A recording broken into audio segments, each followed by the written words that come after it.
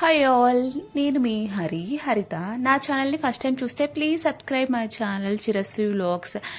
Like, in case మీకు ఏమైనా doubts ఉంటే కమెంట్ కూడా చేయండి.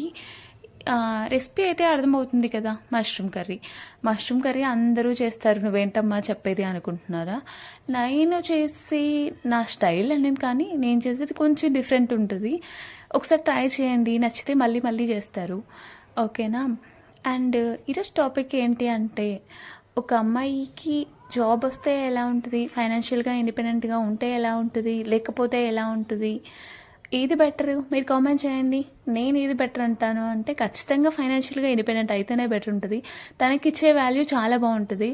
ఎందుకు అంటే, అమ్మాయి జాబ్ చేస్తుంది అనుకో, మా అమ్మాయి జాబ్ చేస్తుందండి అంటారు. అవునా, అలా ఏం చేస్తుందమ్మా మీ అమ్మాయి? ఏం లేదండి, ఇంట్లో ఉంటుంది, ఇంట్లో పనులు చేసుకుంటుంది అని అంటారు. ఈవెన్ మీరు కిడ్స్ కూడా అలాగే అంటారు, మీ మమ్మీ ఏం చేస్తుంది అంటే, మమ్మీ ఇంట్లోనే ఉంటుంది ఎప్పుడు అన్నట్టు. సో కాబట్టి ఫైనాన్షియల్గా ఇండిపెండెంట్ అయితే అన్నిటికీ బెనిఫిట్స్ ఉంటాయి. మనీ పరంగా, రెస్పెక్ట్, అండ్ ఫస్ట్ ఏమంటే నీ అవైలబిలిటీ అవతల వాళ్ళకి తక్కువ ఉంటుంది. ఏదైనా కూడా మరీ వాళ్ళకి అవైలబిలిటీ ఎక్కువైపోతే మీరు చులకన అయిపోతారు అనేది నా పాయింట్. ఒక స్టోరీ ఏంటి అంటే, ఒక అమ్మాయి ఫైనాన్షియల్గా ఇండిపెండెంట్ అయింది. తను జాబ్ చేస్తూ మ్యారేజ్ చేసుకుంది. మ్యారేజ్ చేసుకొని love marriage plus arranged marriage లాగా గ్రాండ్గా డౌరీ, కట్నము అన్నీ ఇచ్చి చేసేసారు.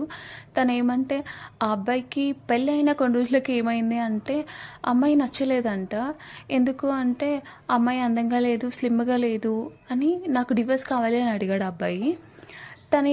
తను కొన్ని రోజులు ఓకే పర్లేదు, కొంచెం చేంజ్ అవుతాడు అన్నట్టు ఆలోచించేసి, ఇంకా తను ఫేస్ చేయాల్సిన దగ్గరికి ఫేస్ చేసేసి సీసే ఓకే నాకు కావాలి ఇంకా డివోర్స్, నేను ఆ స్ట్రెస్ని యాక్సెప్ట్ చేయలేకపోతున్నాను అని తను కూడా డివోర్స్కి అప్లై చేసింది. అండ్ తను వాళ్ళ ఇంట్లో చెప్పాలి అనుకున్న టైంలో వాళ్ళ నాన్నకి సడన్గా క్యాన్సర్ అని ఆ టైంలో తెలిసింది. సో ఇంకా వాళ్ళ నాన్న, యాక్చువల్లీ వాళ్ళ మమ్మీ డాడీ ఇద్దరు జాబర్స్. ఇప్పుడు వాళ్ళిద్దరు హాస్పిటల్లో జాయిన్ అయ్యారు ఇంకా క్యాన్సర్కి రికవరీ అవ్వడానికి ట్రీట్మెంట్ కోసము.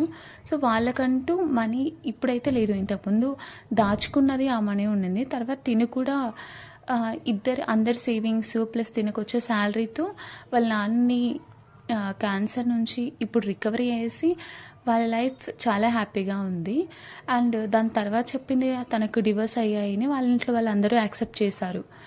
ఎందుకు అంటే ఓకే ఏదో